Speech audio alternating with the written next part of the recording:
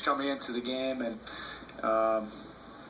everything. They were great, and you do have to give them credit for that. And we just couldn't get into a rhythm on either side of the ball, and then it just went from there. Tim in the front. Erik, what was the issue with LeBron leaving just before tip and then again midway through the first quarter? And as a second part, you guys didn't have anybody else in doubles until like midway through the fourth. For as good as LeBron's line will look on paper, how disappointing was it that he was kind of... it was on both ends of the court. Obviously, in the first quarter, we were struggling to get to our normal defensive rotations. They had some easy baskets. They moved the ball great. Offensively, when we did move the ball on a few possessions, we had missed opportunities. And then, from there, we just could not get into a rhythm offensively. And I actually liked some of the possessions offensively with the ball movement and getting guys involved. We just couldn't get couldn't get to go down or couldn't get the look that we needed. And you do have to credit them, for that. LeBron, first time went to the bathroom, second time get his ankle retaped. In the back. Right here, Coach. Emilio Perez, Top Deportes. What is it about the Spurs' brutal offense that you guys haven't been able to control on back-to-back games? Is it fatigue beginning to be a factor in the series? No, it's not fatigue. Both teams are playing the same minutes, same time of year. We just have to figure it out. We have 48 hours. I've got to do a better job for my team. San Antonio is... they're playing great. They're moving the basketball. They're exploiting where we're normally good. So we have to do a better job. Even when we've made adjustments, they've still been able to stay in a rhythm and a flow from there. It was another cold start for you guys tonight. How are you going to control that in Game 5? Well, we'll work on that the next 48 hours. Ira on the left. Erik, Ira Winderman, South Florida Sun Sentinel. I know you're a system team. You do what you do. You usually say you just try to do it better. However, after these last two games, might there have to be more dramatic adjustments, whether it's lineup, whether it's systematic approach, especially your defensive approach against them? Yeah, possibly. And like I said, I've got to do a better job. We've got a couple days to figure it out, but we'll lay everything out, look under the hood, and see what we need to do. We have made some adjustments, and like I said, they've been able to get into their game, their rhythm and flow, regardless of what scheme we've been able to put out there.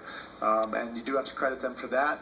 At the end of the day, what I told our team, though, when we're right, we can beat anybody, anywhere. Our guys feel they can win at any time against anybody in any building, and that's the only focus for the next 48 hours. We can let the clutter out tonight, frustration, and the surprise of this game. This was probably the biggest surprise of the series. I think everybody came in expecting something dramatically different than this, and that's what competition does. It's an unknowable event.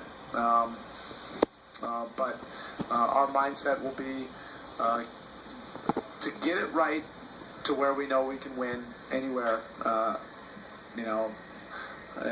3 days from now. And you change your lineup at the start of the second half with Ray. Is that something you consider going forward? We'll look at everything right now, but I'm going to take a step back, exhale, and I've got to find a way to do a better job for my group.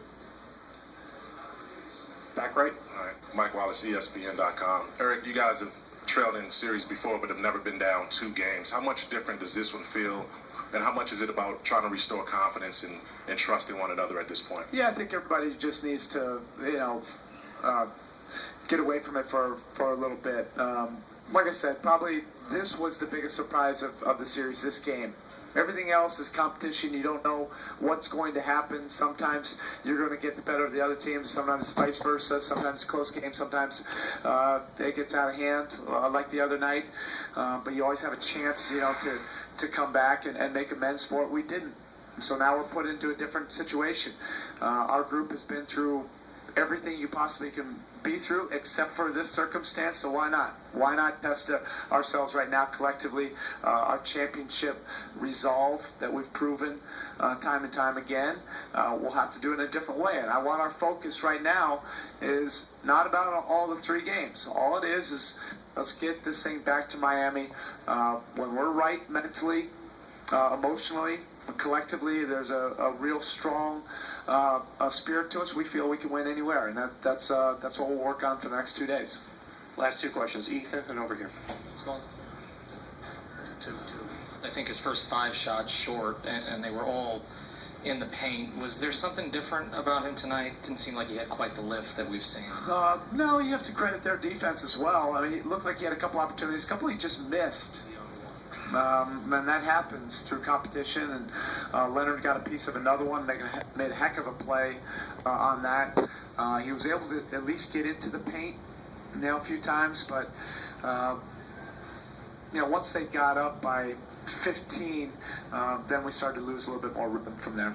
That was everybody, not just exclusive to Dwayne. Last one here on the right.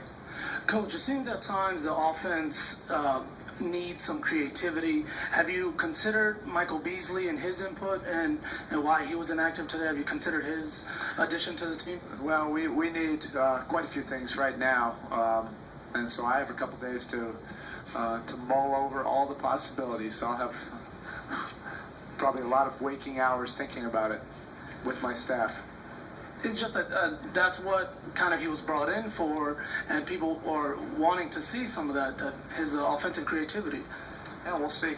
We'll see what happens. Thanks, Coach. Thank you.